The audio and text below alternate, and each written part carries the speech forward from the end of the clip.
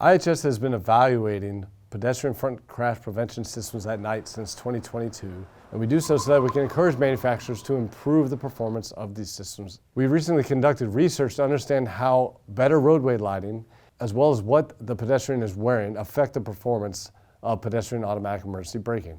In this research, we evaluated 3 different vehicles as they approached a pedestrian wearing 4 different types of clothing in 3 different roadway lighting conditions. One of the scenarios that we evaluated is when the pedestrian had reflective strips on its joints and limbs. It's kind of like what you would see with a construction worker or emergency personnel.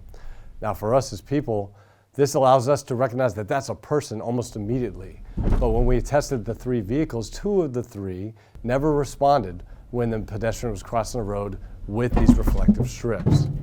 One of the vehicles also failed to stop when the pedestrian was wearing a highly retroreflective jacket, like the type you would see runners or bicyclists wearing.